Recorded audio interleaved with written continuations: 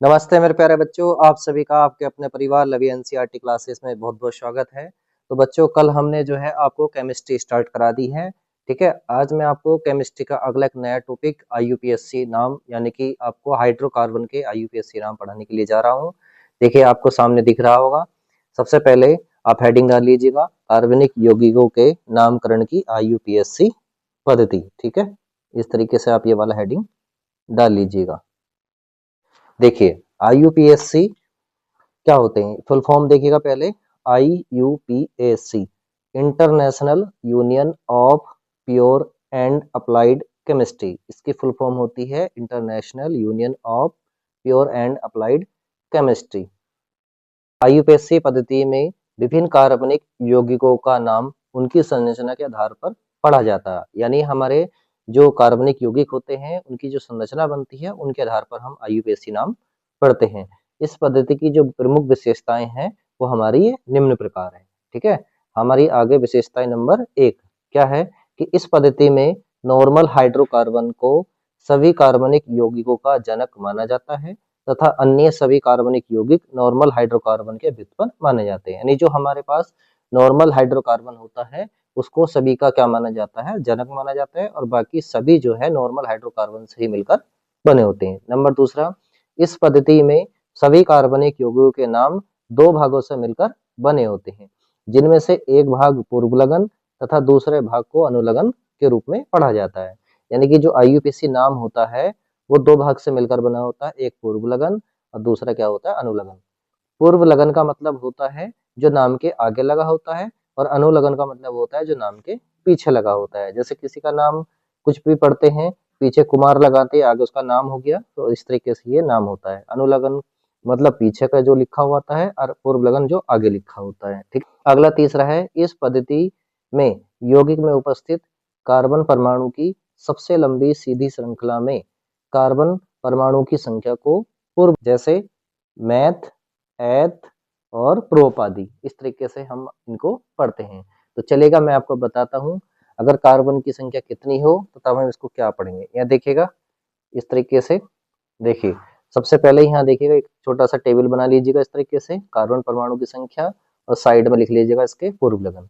अगर कार्बन परमाणु की संख्या केवल एक हो, यानी उसमें केवल एक कार्बन हो, तो उसको हम मैथ लगाते हैं इसके पूर्व लगन के रूप में, ठीक है। अगर दो हो तो एथ, तीन हो तो प्रोप, और चार होती है कार्बन परमाणु की संख्या तो ब्यूट, और पांच होती है तो पेंट, और छह होती है तो हेक्स, और सात होती है तो हेप्ट, और आठ होती है तो ऑक्ट, और 9 होती है तो नॉन, और 10 होती है तो डेक। इस तरीके से ये जो है हम इसको पढ़ते हैं इनके, है ना। तो आप ये लिख लीजिएगा, इंग्लिश में अच्छे से लिख लीजिएगा। ये जो है 8 को बोलते हैं हम ऑक्ट, ठीक है। यानी एक बार समझ लीजिएगा दोबारा से, अगर केवल कार्बन परमाणु की संख्या एक है तो मैथ, दो है तो एथ, तीन है तो प्रोप, चार है तो ब्यूट, और पांच है तो पेंट, छह है तो हेक्स, सात है तो हेप्ट, और आठ है तो ऑक्ट, और नौ है तो नॉन, और 10 है तो डेक। आप यहीं तक का याद कर लीजिएगा, इतना ही काफी और है, ठीक है। चलिएगा अब आगे चलते हैं। देखिएगा बच्चों, अभी तो हमने पढ़ा पूर्व लगन, अब मैं आपको बताने जा रहा हूँ इनके अनुलगन, यानी नाम के पीछे कैसे लिखते हैं। तो देखिए लिखा हुआ है कि इस पद्धति में प्रत्येक सजातीय श्रेणी को एक अनुलगन दिया गया है, यानी कि एक हमारा जो है इनको अनुलगन दिया गया है। तो आप इस तरीके से एक टेबल बना लीजिएगा, इसमें से आपको सब नहीं करने, मैं केवल जिसपे मैं निशान लगाऊंगा आपको वही इंपोर्टेंट करने हैं, ठीक है। तो यहाँ समझिएगा, देखिए सबसे पहले संतृप्त हाइड्रोकार्बन, जिसका फॉर्मूला होता है CnH2n+2, ठीक है। इसका देखिएगा पूर्व लगन क्या होता है, एल्क, और जिसका अनुलगन क्या होता है, एन। तो इस तरीके से दोनों को मिलाएंगे तो ये बनेगा एल्केन, यानी इसका पूरा सामूहिक नाम क्या हो जाएगा, एल्केन। एल्क एन यानी कि एल्केन। इसका जो पहला सदस्य बनता है, जब हम यहाँ पे एन का मान 1 रखते हैं तो वो बनता है हमारे पास CH4, ठीक है। मैंने अभी आपको बताया कार्बन की एक संख्या होगी तो उसको क्या पढ़ेंगे, यहाँ मैथ लिखेंगे, और इसके जो है अनुलगन के रूप में क्या लगाएंगे इसमें, एन। तो इस तरीके से हमारा क्या बन जाएगा, ये मैथेन। इसका दूसरा सदस्य बनता है, जब हम यहाँ एन का मान 2 रखते हैं, ठीक है, तो ये बनता है CH3, यानी कि C2H5 भी हम इसको लिख सकते हैं, ठीक है। अगेन कार्बन की कितनी संख्या है, 2, तो 2 कार्बन वाले को हम पढ़ते हैं एथ, और जब हमारे इसका अनुलगन क्या होगा, एन, तो इस तरीके से पूरा इसका नाम क्या पढ़ा जाएगा, एथेन, ठीक है, आगे चलते हैं। नंबर दूसरा, द्विबंध असंतृप्त हाइड्रोकार्बन, ठीक है, यानी जिसके अंदर डबल बॉन्ड होता है कार्बन कार्बन के बीच में। इसका सामान्य सूत्र ये होता है CnH2n। इसको पूर्व लगन के रूप में एल्क पढ़ते हैं और अनुलगन के रूप में इन पढ़ते हैं। तो इस तरीके से इसका सब पूरा नाम क्या हो जाएगा, एल्कीन, ठीक है। इसका पहला जो सदस्य बनता है यानी पहला जो यौगिक बनता है उसको हम एथीन पढ़ते हैं। एथ तो लगाते हैं 2 कार्बन के लिए और इन लगाते हैं इस डबल बॉन्ड के लिए, ठीक है। इस तरीके से ये दूसरा हमारा सदस्य यानी दूसरा यौगिक बनता है। कार्बन की संख्या इसमें 3 है, देखिएगा अच्छे से, यहाँ कार्बन की संख्या 3 है। तो देखो 3 वाले को पढ़ते हैं प्रोप और उसके बाद यहाँ पे लगाते हैं इन, इसका अनुलगन, तो इसको पढ़ते हैं प्रोपीन। इस तरीके से अगले चलते हैं, त्रिबंध असंतृप्त हाइड्रोकार्बन, जिसका सामान्य फॉर्मूला होता है CnH2n-2। इसको पूर्व लगन के रूप में पढ़ते हैं एल्क और अनुलगन के रूप में पढ़ते हैं आइन। इस तरीके से इसका पूरा नाम हो गया एल्काइन, ठीक है, एल्काइन। ये हम एल्काइन पढ़ेंगे इसको, ठीक है। इसका देखिए पहला सदस्य यानी पहला यौगिक बनता है CH triple bond CH, carbon की संख्या 2 हो गई तो एथ पढ़ा और पीछे आइन लगा दिया तो इसको पढ़े हमने एथाइन, ठीक है। इस तरीके से देखिए यहाँ पे कार्बन की संख्या 3 है, 1 2 3, 3 को बोलते हैं प्रोप, ठीक है, और पीछे अनुलगन में क्या लगाया हमने इसका आइन, तो प्रोपाइन, ठीक है। इस तरीके से अच्छे समझ में आ रहा होगा आपको। इस तरीके से आप भी एक टेबल बनाइएगा पूरे का और ऐसी नोट्स बनाते चले जाइएगा और अच्छे से इसको लिखिएगा और रिवीजन करेगा, बहुत अच्छे तरीके से आपको ये समझ में आ जाएगा, ठीक है। अब देखिए लिखा हुआ है एल्किल हैलाइड, RX इसको लिखते हैं। एल्किल ग्रुप को हम R से लिखते हैं, इसमें हमारा CH3 C2H5, ठीक है, ये होता है। और हैलाइड का मतलब होता है X, और हैलाइड के अंदर जो आते हैं हमारे X में वो फ्लोरीन, क्लोरीन, ब्रोमीन और आयोडीन। इनमें पूर्व लगन के रूप में हम पढ़ते हैं हेलो के, ठीक है, और अनुलगन के रूप में पढ़ते हैं एल्केन। तो इस तरीके से पूरा इसका नाम होता है हेलो एल्केन, ठीक है। देखिएगा मैं इसको यौगिक बताता हूँ। R की जगह हमने क्या बताया CH3 और X की जगह रख लिया हमने Cl, ठीक है। तो इसको हम पढ़ेंगे क्लोरोमेथेन, ठीक है, क्या पढ़ेंगे हम, क्लोरोमेथेन। ऐसे ही C2H5Br, ठीक है। तो देखिए बी से मतलब ब्रोमो, ठीक है, Br को पढ़ेंगे ब्रोमो और C2H5 क्या हो गया, 2 कार्बन हो गए तो एथेन। चलिएगा अगले पे, चलेगा। अब देखिएगा एल्कोहल के बारे में। देखिए एल्कोहल को लिखते हैं ROH से, यानी इसका जो है सामान्य फॉर्मूला होता है ROH। R एल्किल का होता है और OH जो है इसका क्रियात्मक समूह होता है। इस तरीके से इसको जो है हम पूर्व लगन के रूप में पढ़ते हैं एल्केन और अनुलगन के रूप में पढ़ते हैं ओल, तो इसलिए पूरा नाम होता है इसका एल्केनॉल, ठीक है।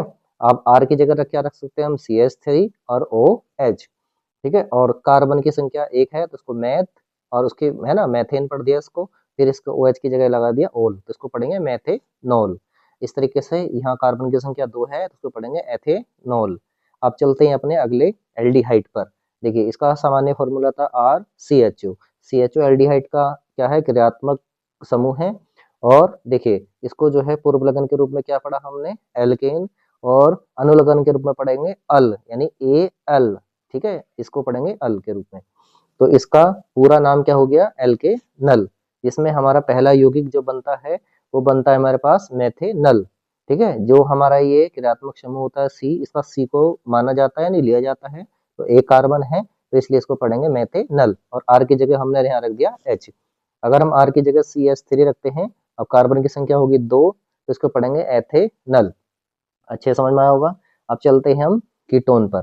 कीटोन का सामान्य फॉर्मूला था RCOR डैश, ठीक है, ये एक डैश बना लेंगे, यानी इसमें 2 एल्गिल समूह होते हैं, एक इधर जुड़ा होता है और एक इधर जुड़ा होता है, ठीक है, इस तरीके से। और इसका जो कीटोन का क्रियात्मक समूह है वो कितना है, CO है यहाँ से, ठीक है।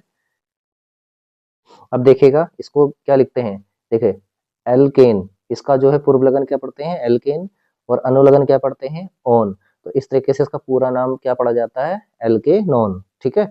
अब यहाँ देखिएगा आगे मैं दिखाता आपको इसमें,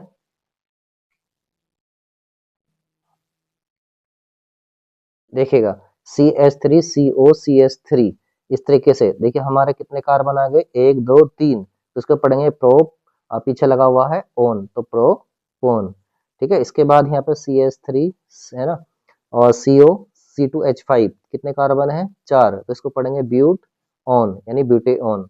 ये हमारे हो गए IUPAC इंपोर्टेंट नाम आगे मैं आपको कुछ और बताता हूँ। चलेगा, देखिए अपने अगले उस पर चलते हैं। देखिए ये वो है कार्बोक्जिलिक अम्ल, इसका जो सामान्य फॉर्मूला होता है RCOOH। इसका जो है हम पूर्व लगन पढ़ते हैं एल्केन और अनुलगन के रूप में पढ़ते हैं ओइक एसिड यानी ओइक अम्ल। तो इसका पूरा नाम हो गया एल्केनोइक एसिड। इसका जो पहला सदस्य होता है यानी पहला यौगिक जो बनता है, ठीक है, आर की जगह रख लेंगे एच, तो HCOOH बनेगा। कार्बन की संख्या 1 है तो इसको मैथ बोल दिया यानी मैथेन बोल दिया, और ओइक एसिड इसके पीछे हमने लगा दिया। ऐसे ही CH3COOH लिखा हुआ है यानी सी की संख्या, कार्बन की संख्या कितनी होगी 2, तो इसको बोलते हैं एथेन और पीछे ओइक एसिड लगा दिया। ठीक है, अब इसके बाद जो है आपको ये भी नहीं करना है। ठीक है, इसके बाद ये भी नहीं करना है, ये भी नहीं करना है आपको। ठीक है, अब आ जाते हैं ईथर पे। यहाँ देखिएगा, ये हमारे पास ईथर को देखिएगा। ठीक है, यहाँ देखिए ईथर को, ईथर का सामान्य फॉर्मूला है ROR डैश, ROR डैश। देखिए एक इसमें जो है R एक छोटा होता है और एक बड़ा होता है। ठीक है, इसको जो है हम पूर्व लगन के रूप में पढ़ते हैं एल ऑक्सी, यानी छोटे R को पढ़ते हैं। जो भी कार्बन की संख्या जिसमें कम होगी जिस R में, उसको पढ़ते हैं एल ऑक्सी, और जिसमें बड़ा होगा यानी जिस कार्बन की संख्या ज्यादा होगी उसमें पढ़ेंगे एल्केन। तो इसका पूरा नाम होता है एल ऑक्सी एल्केन। ठीक है, जैसे देखिएगा CH3OCH3 दोनों ही में है, इधर भी एक कार्बन है इधर भी एक कार्बन, दोनों बराबर ही है, तो किसी को भी हम कुछ भी पढ़ सकते हैं। तो हमने एक को पढ़ लिया मैथोक्सी, ठीक है, और एक को पढ़ेंगे मैथेन। अब अगले वाले में देखिएगा यहाँ पे C2H5OCH3, यहाँ पे कार्बन की संख्या यहाँ पे 2 है, यहाँ पे 1 है। तो हमने बताया जो छोटा वाला होता है उसको पढ़ते हैं एलोक्सी यानी कि मैथोक्सी। ठीक है, और जो ये बड़ा वाला होता है इसको क्या पढ़ेंगे हम एथेन, क्योंकि इसमें कार्बन की संख्या कितनी है 2। अब अगले पे देखिएगा एमीन पे। एमीन का जो सामान्य फॉर्मूला था RNH2। ठीक है, इसका जो है पूर्व लगन क्या होता है एल्केन, और अनुलगन क्या होता है इसका एमीन। तो इसका पूरा नाम होता है एल्केन एमीन। ठीक है, आर की जगह अगर हम CH3 रख दें NH2 तो पहला सदस्य बन जाता है हमारा, जिसको बोलते हैं हम मैथेन एमीन। ठीक है, अगला है C2H5NH2, इसको एथेन एमीन। आगे चलिएगा, अगला देखो हमारा है नाइट्रो एल्केन RNO2। इसका जो है पूर्व लगन क्या होता है नाइट्रो, और अनुलगन क्या होता है इसका एल्केन। तो इस तरीके से हमारा क्या बनता है नाइट्रो एल्केन। अगर हम R की जगह CH3 रख दें तो तब हमारा क्या कहलाएगा ये नाइट्रो मैथेन, और C2H5 रख दें तब कहलाएगा नाइट्रो एथेन, इसका दूसरा यौगिक। ठीक है, तो इसी प्रकार से अब अगला चलते हैं एल्किल साइनाइड। एल्किल का मतलब होता है R और साइनाइड ग्रुप का होता है CN। इसका जो है पूर्व लगन होता है एल्केन और अनुलगन क्या होता है इसका नाइट्रिल। इस तरीके से इसका पूरा नाम पढ़ा जाता है एल्केन नाइट्रिल। ठीक है, अगर CH3 और CN जो होता है इसका पहला यौगिक उसको बोलते हैं एथेन नाइट्रिल, और C2H5CN दूसरा जो यौगिक बनता है उसको बोलते हैं हम प्रोपेन नाइट्रिल। इस तरीके से ये हमारे कुछ इंपॉर्टेंट क्या थे, हमारे अनुलगन और पूर्व लगन थे, और इनके पूरे नाम थे। इनसे जो पहला और दूसरा यौगिक बनता है वो थे। ये पूरी टेबल आप अच्छे से बना लीजिएगा यहाँ तक। ठीक है, और अच्छे से इसको नोट करिएगा। आज के लिए इतना ही रखते हैं। अगर वीडियो आपको अच्छी लगी हो जानकारी, तो प्लीज़ इस वीडियो को लाइक कीजिएगा, कमेंट कीजिएगा, सभी दोस्तों तक शेयर कीजिएगा। आज के लिए इतना ही। Thank you so much.